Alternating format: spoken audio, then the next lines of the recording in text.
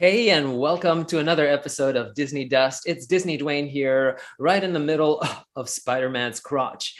We're going to be reviewing No Way Home, which to me should have been retitled Spider-Man Reunion. It really felt like a nice reunion, and it ties up so many things. And because it was so special, I'm not actually going to give any spoilers. The only way you should spoil anything is to actually watch the movie itself so that nothing is spoiled. All right, let's get into the gist of this movie. Of course, we start off with Mysterio revealing to everyone that Spider-Man is Peter Parker, and this is public knowledge. This is also happens at the end of Far From Home, and Far From Home, and basically we are caught up right up to that point at the start of this movie, No Way Home, on what Peter Parker is going to do about it. And at first, it seems like it's going to be a TV movie kind of a topic. Oh, my identity is revealed. It feels episodic. It's just like, what do I do?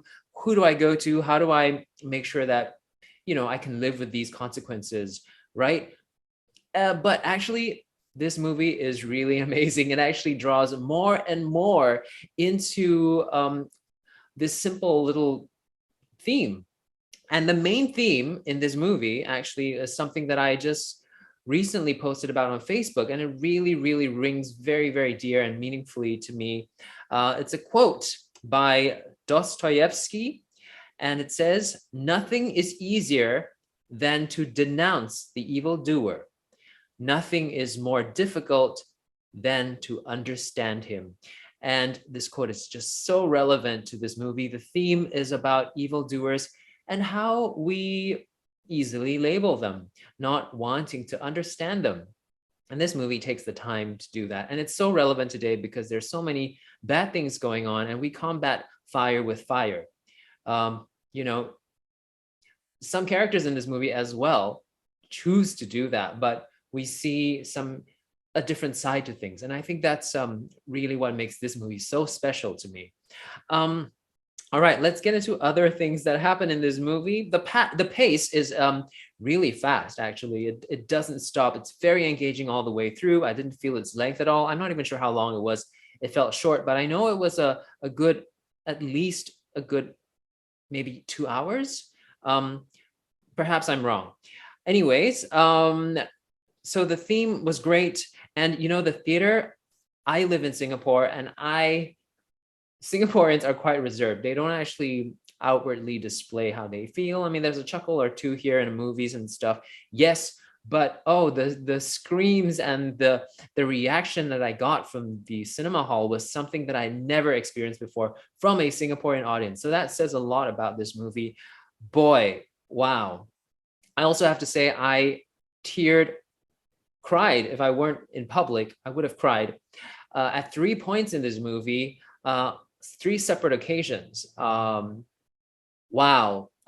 Yeah, I can't say anymore, but I will go into some detail without spoiling it.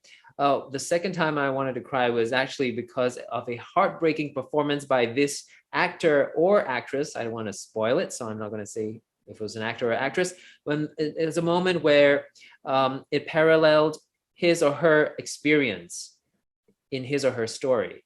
And that was so powerful.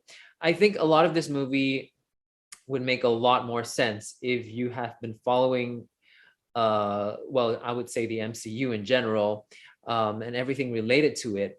Because my question was actually, from watching all these new series in Phase 4 on Disney Plus, the MCU Phase 4 series, a lot of it has gone to TV, right? It's not in the movies anymore. And part of my questioning was, will people who don't watch these series understand what's going on in the movies? I think this is the starting point where things might not make as much sense, or at least backstory would be a lot lost on people who don't watch the series, because there are so many tie-ins. First of all, okay, this is a spoiler for another series, Hawkeye. It was just released, this information, in a recent episode. So we see a character from another series, the main villain in that series, appear in Hawkeye. So that's a big thing. So if you want to know more about that character, I mean, you would have to watch that series. Also, another character from this series appears in Spider-Man. The good guy of the series, or rather, well, I don't know, the protagonist, right? You guys will know what I'm talking about. So if you've watched this, you would know exactly what I'm talking about. So I don't have to spoil anything. Amazing stuff. So people are going to be forced to watch this other series I'm talking about. So exciting to see that character appear in this movie. Also, let's talk about, there are two end credits, so you have to stay to watch the two end credits, of course. In the first end credit, a character from a 2018 movie appears, and that's also really special. Just kind of came out of nowhere. Pretty amazing. In end credit 2, I recognized the house immediately because I watched another series that's on Disney Plus. And so you want to understand more if you've actually watched it. And again, if you've watched that series, you would exactly know what I'm talking about. The house and someone coming up to that house asking for help. And that person is asking for help because of another character from yet another series in Phase 4. This one I will say, this character is from What If, right? Because there's so many characters. There's one of the characters in What If that has turned bad. And this character is seeking help against this new bad character, which will probably enter the MCU for real. It's just amazing. I mean, the multiverse has caused a whole open rift, should I say, and lots of possibilities. So it's really got lots of potential. It's a bit confusing because you don't know where it's going to go. We don't even know if Tom Holland is going to come back, but I suspect he will from how things ended, right? Don't you think so? Yeah, overall, just amazing. I love this movie. It's like one of my top 5 MCU movies for sure. I haven't even ranked any of them in general. I don't, but I know it's definitely my top 5. I mean, Spidey is such a familiar face. It's got such an interesting history, you know, between Sony and Disney, and now it's coming into Disney property a bit more. It's just so exciting. So yes, what did you think about it? Please feel free to talk about it. Leave comments in the comments section, and can't wait to read them. This is DisneyDwayne. Subscribe if you enjoy some of these chats about movies, and give this a thumbs up, and I'll catch you in the next episode. Bye.